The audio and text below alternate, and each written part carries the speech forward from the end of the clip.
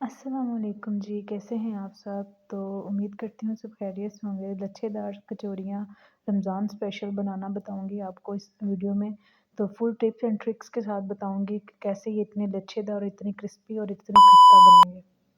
सबसे पहले यहाँ हम लोगों ने चिकन को मैरिनेट कर लेना है। चिकन मैंने बोनलेस लिए, साथ में मैंने जो है ना 2 चम्मच इसमें ना जिंजर गार्लिक पेस्ट डाल देना है।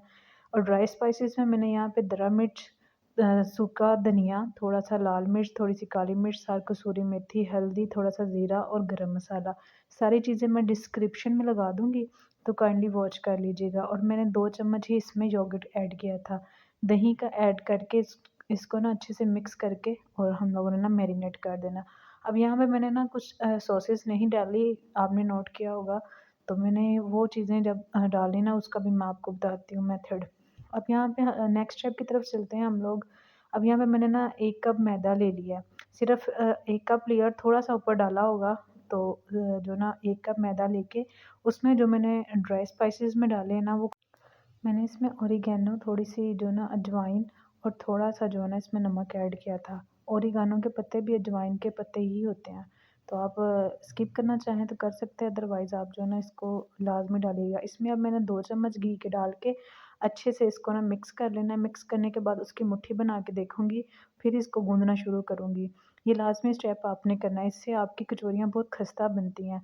अब इसको ना आटे को हार्ड ही जो ना बनाना, ज़्यादा ना पतला नहीं करना है इसको।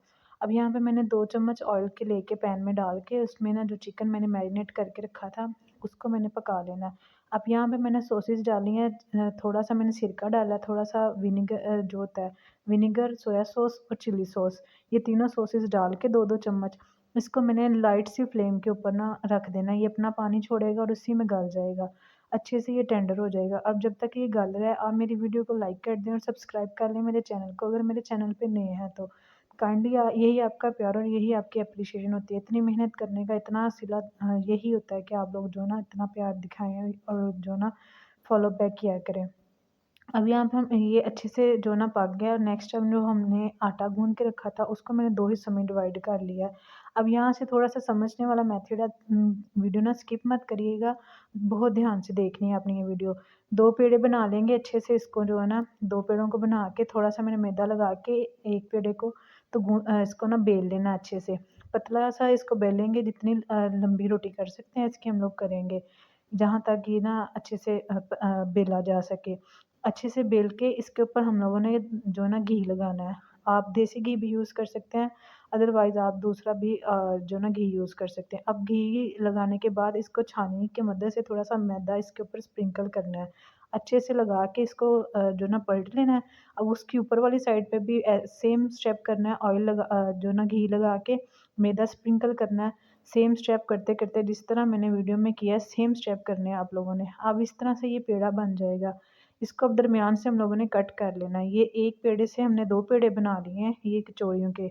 अब इसी सेम स्टेप के साथ हम दूसरे पेड़े को भी बनाएँगे, और ये ना जो नीचे वाला बल वाले हिस्सा है ना, उसको नीचे वाली साइड पे कर देंगे जहाँ से हमने कटिंग की है।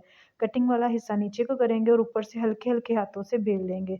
यहाँ पे वीडियो की स्पीड ज़्यादा होती है, इसलिए आपको लगता है कि शायद मैं बहुत ज़ोर से बेलूँ, लेकिन हल्के हाथों से बेलना है इसको, ताकि इसके जो है ना लच्छे इसके ख़राब ना हो।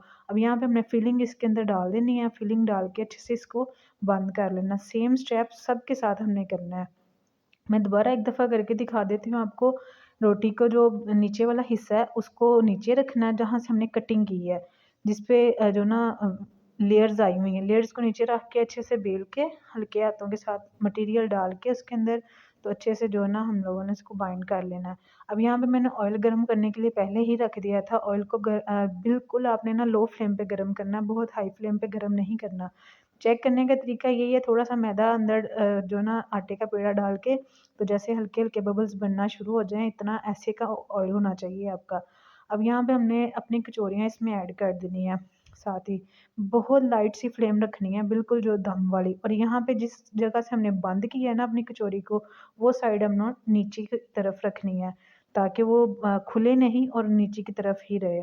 अब यहाँ पे बिल्कुल दम की, जैसे हम चावलों को दम लगाते हैं ना या खाने को दम लगाते हैं, बिल्कुल उसी फ्लेम पे इसको पकाना है।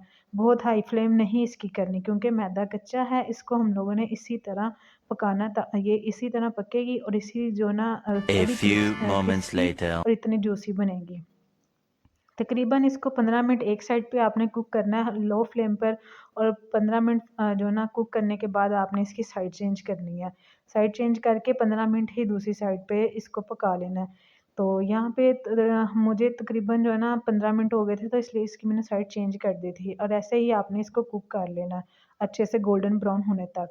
फाइनल लुक कुछ इस तरह से निकल के आई है। देखें किस तरह से इसके लच्छे वाज़िया हो रहे हैं और एक-एक लच्छे का पता चल रहा है, और यहाँ पे इतनी क्रिस्पी बनते हैं ना, मैं आपको तोड़ के भी दिखाऊँगी। बहुत ही मज़े की बनती है ये, तो लाज़मी ट्राई करिएगा और मुझे फ़ीडबैक देना मत भूलिएगा। तो मिलते हैं अपनी नेक्स्ट वीडियो में, तब तक अपना ख़्याल रखें, दुआओं में याद रखें। ओके जी, टाटा, बाय-बाय, अल्लाह हाफ़िज़। Take care yourself. और ये रमज़ान का महीना है, बरकतों वाला महीना है, तो मुझे अपनी दुआओं में याद रखिएगा और लाज़मी मेरे लिए ना प्रेयर्स करिएगा। ओके जी, अल्लाह